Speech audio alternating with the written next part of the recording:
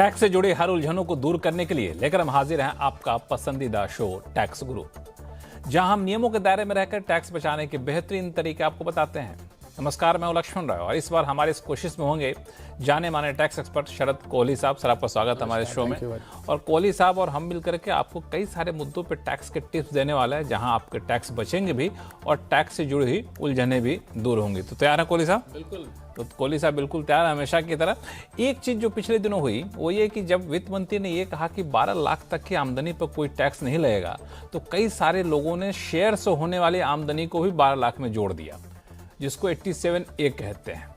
अब सरकार ने कहा जी नहीं जी ना, शेयर से हुई कमाई तो 12 लाख का हिस्सा नहीं होगा, इसीलिए 87A के छूट के हकदार आप नहीं होंगे।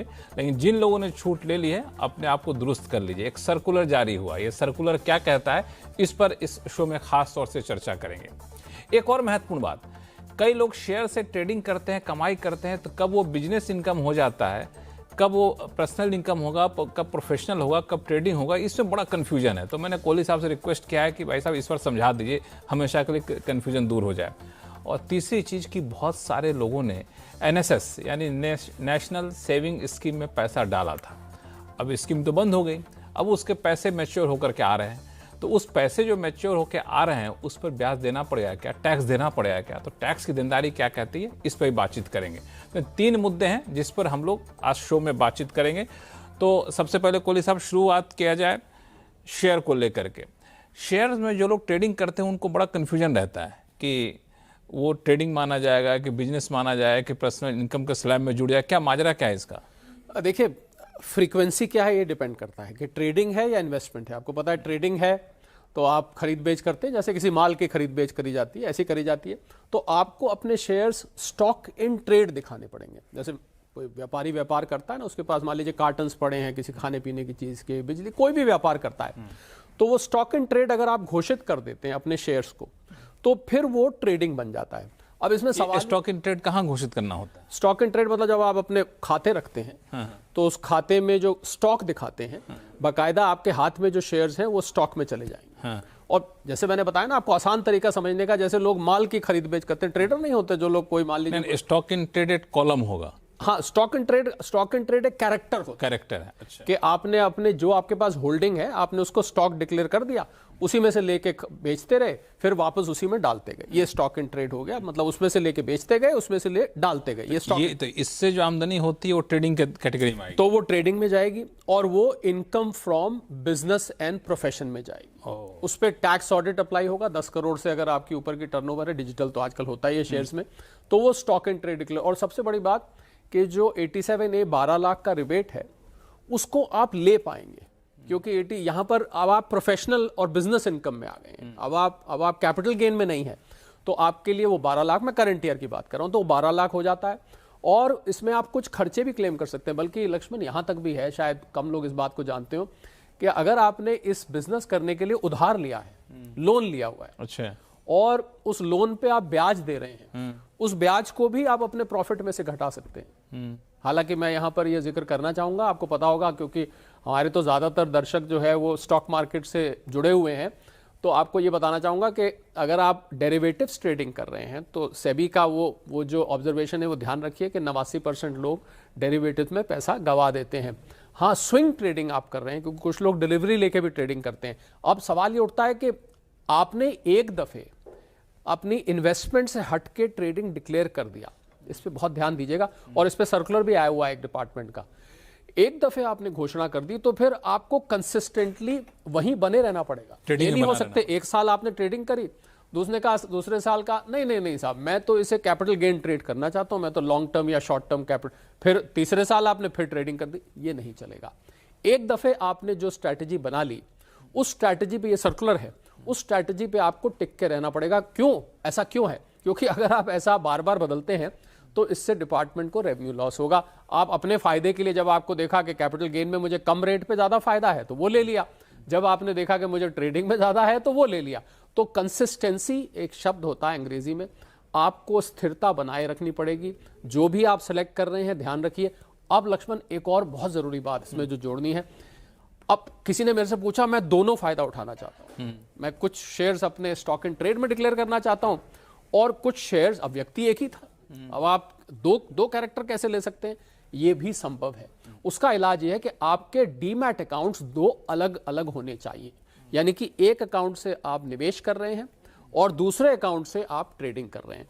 और अगर आप कैपिटल गेन ले रहे हैं, आप जानते होंगे 1,25,000 तक का आपको इक्विटी में जो सेक्शन 112A में रिबेट जो डिडक्शन मिलती है, आप वो भी ले सकते हैं, उसमें आप 12 लाख तक ले सकते हैं। 4 लाख की जो बेसिक एग्जेम्पशन लिमिट है इस साल की, वो आप कैपिटल गेन में भी ले सकते हैं, पर 12 लाख वाली आप तभी ले पाएंगे जब आप इसको ट्रेडिंग डिक्लेयर करें। तो मूल मंत्र लक्ष्मण ये है कि जो लोग ये नहीं डिसाइड कर पाते कि हम कैपिटल गेन में जाएं या ट्रेडिंग में जाएं, उनको कंसिस्टेंसी बना के रखनी चाहिए। चूज कर लीजिए सोच समझ के, फिर बदलिए मत उसको। अच्छा, अब मुझे एक चीज़ समझाइए कि अगर मुझे कन्फ्यूजन हो जी, अगर हम टैक्स के लिहाज से देखना ये चाहें कि हमें ट्रेडिंग में रहना चाहिए कि इन्वेस्टमेंट में रहना चाहिए, तो क्या कैसे देखें इस चीज़ को? बिल्कुल, इसका जवाब टैक्स रेट्स में है। अब आप जब 12.5% आपको पता होगा कि लॉन्ग टर्म कैपिटल गेन पे उदाहरण के तौर पर मैं ले रहा हूं टैक्स है, और जो ट्रेडिंग में टैक्स आता है वो आपके स्लैब के हिसाब से आता है। अब आप क्या करिए कि आप ये पहले अंदाजा लगा के देख लीजिए कि मुझे जो मुनाफा होने वाला है मैं किस स्लैब में हूं और मेरा उस स्लैब में कितना टैक्स आ रहा है। इधर आप कैपिटल गेन में देख लीजिए कि अगर मुझे लॉन्ग टर्म कैपिटल गेन हो रहा है उदाहरण के तौर पर, तो 12.5% टैक्स देखिए मुझे कितना आता है। एक चीज और देखिए, ये भी देखिए कि आपके इस ट्रेडिंग में कुछ लोगों ने तो लक्ष्मण, मैंने देखा बाकायदा एक ऑफिस खोल रखा है ट्रेडिंग के लिए, पूरे वहाँ टीवी स्क्रीन्स लगे होते हैं, स्टाफ भी रखा हुआ होता है जो प्रॉम्प्ट देता है, उसके खर्चे बहुत हैं। अगर आपको लग रहा है आपके ट्रेडिंग में खर्चे बहुत हैं, तो फिर शायद ट्रेडिंग में जाने में फायदा हो। तो ये आपको कैलकुलेशन करके पता लगेगा। कभी मौका मिला आपको और हमें तो बैठ पे इस पे विस्तार से डिस्कस करेंगे कि कैसे आप इसको और डिटेल में जाके देख सकते हैं। बिल्कुल, हमारे साथ कॉलर पे जुड़ चुके हैं, लेकिन उससे पहले एक सवाल और पूछूंगा आपसे मैं कि मान लिया हमने 2 अकाउंट रख लिए जी, मान लिया एक अकाउंट रखा किसी और ट्रेडिंग किसी और बैंक का या फिर कंपनी का डीमैट का, जिसमें हम सिर्फ इन्वेस्टमेंट कर रहे हैं जी, एक दूसरा रखा जिसमें हम ट्रेडिंग कर रहे हैं, या आपने कई बार कहा भी है ऐसा भी कर सकते हैं, तो उसमें क्या ये दोनों का फायदा उठा सकते हैं हम? बिल्कुल, 2 अकाउंट रखने का पर्पस ही यही है कि एक में आप कैपिटल गेन दिखाइए, पर ये भी देखना है लक्ष्मण इसमें कि ट्रेडिंग का मतलब है आप जल्दी जल्दी खरीद रहे हैं, जल्दी जल्दी बेच रहे हैं। निवेश का मतलब है आप कुछ समय के लिए शेयर्स को रख रहे हैं, महीने 2 महीने, हाँ महीने 2 महीने 6 महीने 1 साल रख रहे हैं, पर डिपार्टमेंट सर्कुलर के जरिए ये आपके ऊपर जबरदस्ती नहीं करता। आपको डिपार्टमेंट सिर्फ ये कहता है कि एक दफे आपने जो चीज सिलेक्ट करी उस पर आप बने रहिए। आप ये बार कि सर्कुलर में थोड़ा सा और क्लैरिटी आनी चाहिए कि एक टाइम स्पेसिफाइड कर दी, ग्रे एरिया को खत्म करिए जितना ग्रे। बहुत सब्जेक्टिव है ये लक्ष्मण। जब सरकार ने किसी को ट्रेडिंग पे जोर देना चाहा, उसने कहा मैं निवेशक हूं। जब किसी निवेशक पे जोर देने का, उसने कहा कि मैं ट्रेडर हूं। तो इसलिए सरकार ने छोड़ दिया, तुम्हें जो समझ में आएगा पर जो करो उस पर टिके रहो। हालांकि मेरा कहना है वो भी मत छोड़िए, आप एक बिल्कुल गाइडलाइन बता दीजिए कि ये कर रहे हो तो आप ट्रेडिंग माने जाएंगे, ये कर रहे हो तो आप वो बहुत कठिन है लक्ष्मण, क्योंकि आपको जो उस टाइम पोजीशन होती है स्टॉक मार्केट की उस पर निर्भर करता है। कई दफे आपको जल्दी बेचना पड़ जाता है। जल्दी मैंने लंबे निवेशकों को भी लक्ष्मण बहुत जल्दी खरीद बेच करते देखा है, और मैंने कई बार ट्रेडर्स को भी 3-3, 4-4 महीने एक सौदे पर टिके हुए देखा है। तो बहुत कठिन हो जाता है ये उस जो कि शेयर मार्केट के बदलते हालात पर निर्भर करता है, इसलिए वो नहीं कर पाते। लेकिन कोहली साहब ने बिल्कुल साफ कर दिया कि आप ट्रेडिंग दिखाना चाहते हैं, इन्वेस्टमेंट दिखाना चाहते हैं, इससे कई सारे फॉर्मूले हैं, टैक्स के लिहाज से इसके अलग अलग फायदे हैं। अब शुरू करते हैं सवाल जवाब का सिलसिला। चलते हैं दिल्ली, जहां से रमेश चंद्र शर्मा साहब हमारे साथ फोन लाइन पर जुड़ चुके हैं। रमेश चंद्र जी नमस्कार। नमस्कार जी, बताएं कोहली साहब हैं आप हमारे साथ, क्या पूछना चाहते हैं आप? हाँ, मैं यही क्वेश्चन था हमारा कि अभी जो मैं फ्लैट बुक किया था जी, और उस फ्लैट में क्या हुआ, डिले हुआ है उसको डिलीवरी करने में। तो हीरा ने उनके ऊपर पेनल्टी लगाई at some percentage rate because of delay, which the case went on for about 2-3 years, and ultimately they have to pay. I think it has come that you have to pay the penalty, which comes to around say 30 lakhs or so. Hello. हाँ ठीक है। तो we have to. It will be considered as a taxable sort of amount, or it will be tax free, because we have not invested anywhere and we have not gained out of it, because it was just a delay on the part of the contractor. ठीक है, समझ में आ गया। इन्होंने flat लिया, flat देरी हो गई, रेरा में मामला गया, रेरा ने पेनल्टी लगा दी, 30 लाख रुपए करीब पेनल्टी के तौर पे पैसा इनको मिल रहा है। जानना चाहते हैं कि इंटरेस्ट इस देना पर टैक्स देना पड़ेगा इस पे? बिल्कुल रमेश जी, पहले तो मुबारकबाद हो, पैसे मिल गए रेरा के पेनल्टी की वजह से, जो जल्दी इनको डिले होता हुई, नहीं है। कष्ट तो हुआ पर पैसे मिल गए। देखिए, इस पे कोर्ट की बहुत सारी रूलिंग्स हैं रमेश जी, ध्यान से सुनिएगा।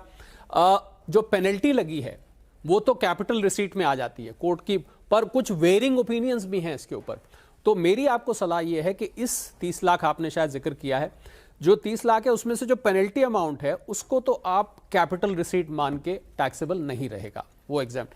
परंतु जो इंटरेस्ट है, ऐसी भी कुछ कोर्ट रूलिंग्स हैं लक्ष्मण, जिसमें इंटरेस्ट को इनकम फ्रॉम अदर सोर्सेस में जोड़ा गया।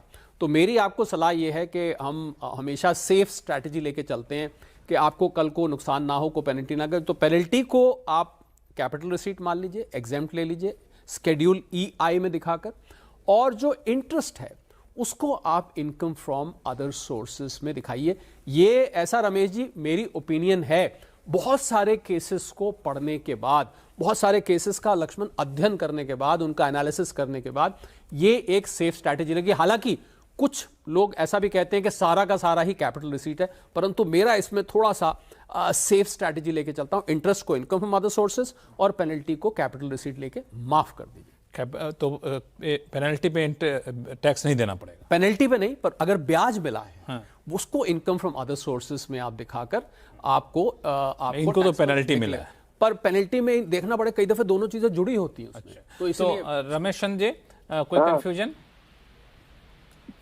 क्योंकि ये तो बिकॉज ऑफ डिले हुआ है, अगर डिले नहीं होता तो हमें कुछ मिलता भी नहीं वैसे भी। नहीं, वो बात आपकी ठीक है। तो मैंने तो इसीलिए कहा पेनल्टी जो मिली है वो आपकी पूरी माफ है। आप एक दफे चेक कर लीजिए, इसमें ब्याज भी, अगर सिर्फ पेनल्टी वर्ड लिखा है तो फिर तो माफ हो गया रमेश जी, आपका डबल बेनिफिट हो गया, आपको मिला भी और टैक्स भी नहीं लगा जी। अगर ब्याज है तब उस पर टैक्स हाँ, ब्याज उन्होंने कहा कि सिर्फ पेनल्टी है तो उसमें कोई आपको टैक्स नहीं लगेगा। आप सिर्फ देख लीजिए वर्ड क्या लिखा हुआ है। इस बीच रमेश कालरा जी का भी फोन आ चुका है। कालरा साहब नमस्कार। नमस्कार लक्ष्मण जी, नमस्कार। Thank you for your calling sir, please thank you so much. Thank you so much हमारे शो में आने के लिए। बताइए क्या सर कर सकते हैं? मेरे जो टैक्स एडवाइजर हैं सर, उनको बहुत बहुत नमस्कार सर। नमस्कार। तो सर मेरा सर क्वेश्चन सर ये है सर जी, मैंने ना 1990 में सर जी मैंने 20,000 रुपये लगाए थे NSS के अंदर सर जी मैंने जी जी, और सर फिर 91 में 25,000 सर मैंने फिर लगाया सर जी मैंने। तो मेरे सर जी मैंने उसके बाद कोई लगाया, अब सर 35 साल बाद सर जी मेरा वो 7 लाख रुपये सर टोटल बन गया इंटरेस्ट में लाके सर, साल साल इंटरेस्ट लेके। तो सर जी मैं अभी ना ऐसे 15 दिन पहले मैं पोस्ट ऑफिस गया एंट्री कराने के लिए, तो वो कह रहे हैं सर ये आप अकाउंट बंद कर दीजिए, गवर्नमेंट ने ये स्कीम बंद कर दी, कंटिन्यू कर दी है जी, और आपको इंटरेस्ट सितंबर तक मिलेगा, सितंबर के बाद इंटरेस्ट अब आपको आगे से इंटरेस्ट नहीं मिलेगा, तब भी इंटरेस्ट नहीं मिलेगा। जी। तो सर मेरा सर ये सर क्वेरी थी सर, मैं अगर ये पैसे निकालता हूँ तो सर क्या मेरा टैक्सेबल बनेगा सर, ये फ्री होगा, टैक्स फ्री होगा सर? जी हाँ, बहुत ही अच्छा सवाल पूछ लिया। से आपके बहाने बहुत लोगों का कल्याण हो जाएगा, बहुत लोगों के साथ ये पैसे मिल रहे होंगे, स्कीम बंद हो गई है तो। कोहली साहब जी, हमारे जो माननीय दर्शक सीनियर सिटीजन है, ज़्यादातर उन पर ये लागू होता है क्योंकि बहुत पुरानी ये स्कीम है। बिल्कुल कालरा साहब, ये टैक्सेबल है, ये बात सही है, और मुझे तो लग रहा है जब आपके हाथ में आएगा शायद उस पर TDS भी हो। हालांकि पोस्ट ऑफिस ज़्यादा TDS सब चीज़ों पे काटता नहीं है, परंतु ये टैक्सेबल है। ये स्कीम बंद भी हो गई और इस पर अब आपको खासकर, आपका तो लगभग सारा ही ब्याज है, तो ये अब आपके हाथ में कालरा साहब टैक्सेबल होगा। स्कीम खत्म हो चुकी है, इसको आप अपने इनकम फ्रॉम अदर सोर्सेज में दिखाइए और डिक्लेयर करिए। कालरा साहब कोई कन्फ्यूजन? सर जी मैंने गूगल पे चेक किया था सर जी, उसमें दिखा रहा है कि बजट में सर जी गवर्नमेंट ने डिक्लेयर करा है कि ये स्कीम बंद हो गई है और ये टोटली टैक्स फ्री सर जी हो गई है। मुझे नहीं पता गूगल का कौन सा सोर्स कालरा साहब आप ले रहे हैं, क्योंकि गूगल कई दफ़े हम यहाँ पर गूगल का आधार तो नहीं लेते, हम तो टैक्सेबिलिटी जो गवर्नमेंट के सर्कुलर्स आते हैं या गवर्नमेंट के नोटिफिकेशंस आते हैं या जो प्रोसीजर्स और प्रोसेस स्टैंडर्ड होते हैं वो हैं।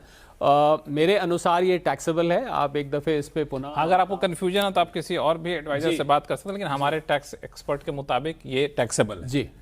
ठीक है, चलिए फिलहाल वक्त है छोटे से ब्रेक का। ब्रेक के बाद बात करेंगे कि अगर आपने सेक्शन 87A का फायदा उठाया शेयर्स होने वाली कमाई को लेकर के, तो उसमें एक नया सर्कुलर आया है जो आपके लिए बेहद काम का है।